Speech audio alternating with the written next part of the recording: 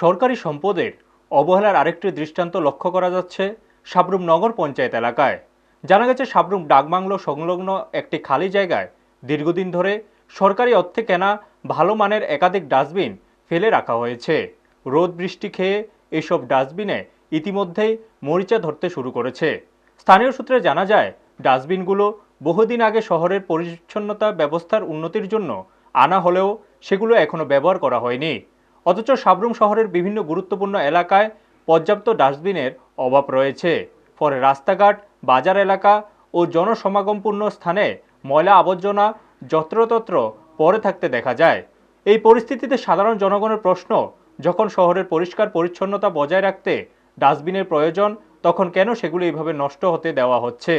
নগর পঞ্চায়েতের দায়িত্বপ্রাপ্ত কর্তৃপক্ষের পক্ষ থেকে এই বিষয়ে কোনো কার্যকর উদ্যোগ বা ব্যাখ্যা এখনও চোখে পড়েনি।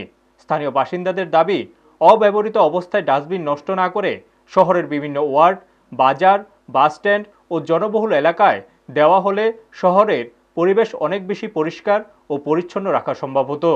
পাশাপাশি সরকারি অর্থের সঠিক ব্যবহারও নিশ্চিত করা যেত। এই বিষয়ে দ্রুত নগর পঞ্চায়েতের হস্তক্ষেপ কামনা করেছেন সাধারণ মানুষ। তারা আশা করছেন কর্তৃপক্ষ বিষয়টি গুরুত্ব সহকারে বিবেচনা করে অবিলম্বে প্রয়োজনীয় ব্যবস্থা নেবে এবং সাবরুম শহরের পরিচ্ছন্নতা ব্যবস্থাকে আরও উন্নত করবে। ব্যুরো রিপোর্ট, নিউজ তৎকাল 24।